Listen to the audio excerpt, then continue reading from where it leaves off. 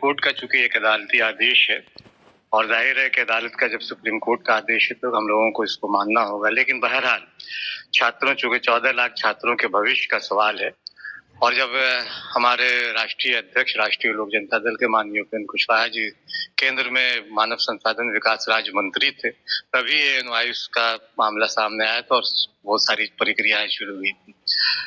छात्रों की मांग जेन्युइन है और मेरी पार्टी उनके साथ खड़ी हुई है। राष्ट्रीय उपाध्यक्ष जी भी इस पे बहुत गंभीरता से चिंतन कर रहे हैं, विचार कर रहे हैं, क्योंकि उनकी चिंता में कहीं न कहीं बिहार के वो 14 लाख छात्र है, बिहार की बेरोजगारी भी कह सकते हैं कि बेरोजगार युवकों की चिंता है उन्हें।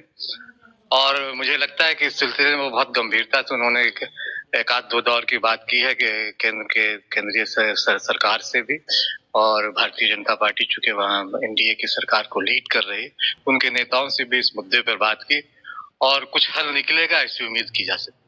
अगर बात की जाए तो कुछ ही दिन पहले आपके राष्ट्रीय अध्यक्ष उपेंद्र कुशवाहा से जब मैंने सवाल किया था कि एनआईओ से डीएलईडी किए हुए अभ्यर्थी लगातार मांग कर रहे हैं कि गजट में शामिल कर दिया जाए, तो उन्होंने कहा था कि मुझे इसके बारे में कोई जानकारी नहीं। लेकिन आपने कहा, जो कि छात्रों के हित के लिए बहुत बड़ा मैसेज है, कि हमारे नेता ने 2-3 दफा बात किया है, जो बीजेपी के बड़े नेता हैं और शिक्षा विभाग से जुड़े हुए जो लोग हैं उनसे बात किया है। तो क्या इस बात में सच्चाई है कि उन्होंने बात किया? क्योंकि छात्र लगातार परेशान है, छात्र उम्मीद भी उपेंद्र कुशवाहा से लगाए बैठे हैं। निश्चित तौर पे देखिए, जब आपने बात की थी उसको लगभग काफी समय हो गया।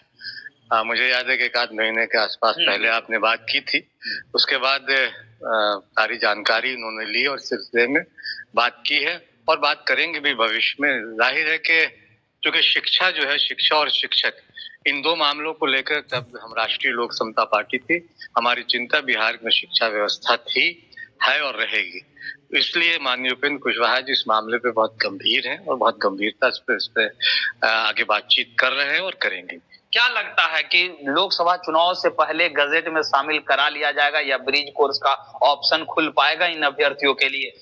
उम्मीद तो की जानी चाहिए, लेकिन अभी इस पे बहुत स्पष्ट कहा नहीं जा सकता, क्योंकि ये हम लोग अभी सरकार में नहीं है। हम लोग एक पार्टी में जरूर हैं, एनडीए के साथ जरूर है, लेकिन सरकार में भी हमारी पार्टी शामिल नहीं है। लेकिन फिर भी हम बहुत प्रयासरत हैं। हमारे, जैसा मैंने पहले भी कहा कि माननीय उपेंद्र कुशवाहा जी चुके उनके केंद्र में, उनकी चिंता के केंद्र में शिक्षा और शिक्षक है और लेकर लगातार हम लोग सड़कों पर भी उतरे, संघर्ष करते रहे और शिक्षकों के भविष्य को लेकर वो चिंतित है। तो निश्चित तौर पे वो बात कर रहे हैं, बात करेंगे। उम्मीद की जानी चाहिए कि चुनाव से पहले कोई बेहतर हल निकल आए, ताकि जो 14 लाख छात्र हैं या अभ्यर्थी हैं, शिक्षक, उनका भविष्य बेहतर बन सके।